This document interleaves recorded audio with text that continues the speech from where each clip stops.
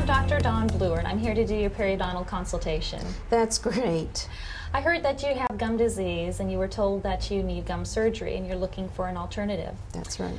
I know you've probably been told about what gum disease is, but if you don't mind, I'd like to review that with you so I can talk about your periodontal treatment options and especially why people are choosing laser periodontal therapy as their periodontal treatment of choice. Okay. Let's take a look at this picture chart. This is a picture of what a healthy tooth looks like. This is what you see when you look in your mouth. That's the tooth. This is the root. This is the bone, and the gum lays over the bone and attaches to the tooth just above the bone level. Between the gum and the tooth is a pocket or a space. We measure that using a ruler. We call it a probe, which is in 3mm increments. We measure between where the gum attaches to the tooth and the top of the gum. In a healthy situation, those pockets are very shallow. Really, we'd like to see them at 3mm or less. In this picture, we have a healthy 2mm pocket.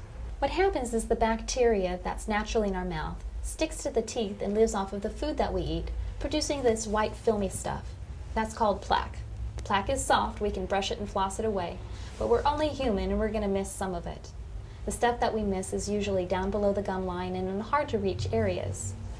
What happens is the bacteria that live inside of the plaque irritate the gums and the gums get a little bit puffy or inflamed, and what we have is some surface inflammation.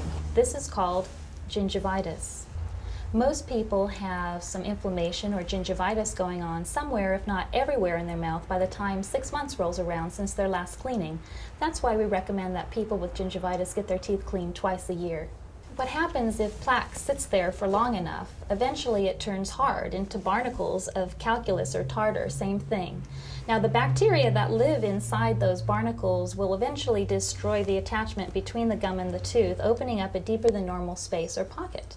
In this picture we see a 5mm pocket, allowing the bacteria to then start attacking the bone too.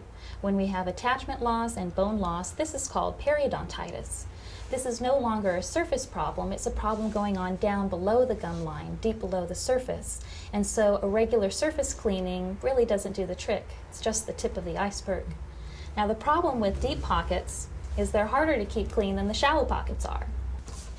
In this picture we have a 6mm pocket and more bone loss. Now the issue here is if we have a 6mm pocket and the gum started up here, and we have 2mm of damage at the surface, we really have about 8mm of attachment loss. The reason why the gums recede is that this very inflamed tissue is easily damaged when you chew and brush your teeth. In this picture, we have an 8mm pocket, a lot of bone loss, and a whole lot of recession here. Recession is very common for patients who have gum disease, but it doesn't always occur. The big concern with periodontitis is as the pocket gets deeper and you lose more bone around the tooth can actually become loose and you can lose a tooth or teeth as a result of the disease.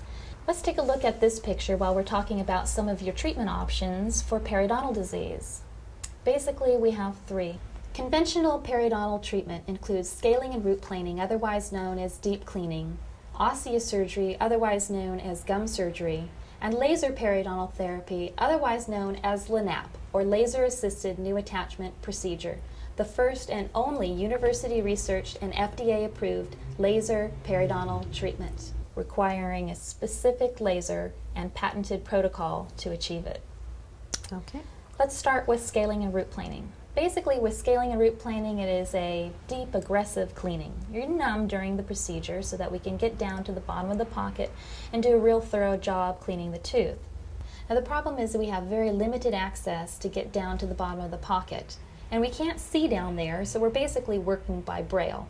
So we're likely going to miss some of the calculus, especially in the deeper pockets.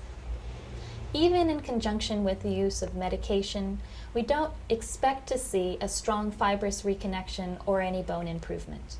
If after scaling and root planing a deep pocket persists, the next conventional treatment option is to do gum surgery. Basically, if we still have a 6mm pocket and we cut the gum here and take this piece away, we've left about a 2mm pocket behind.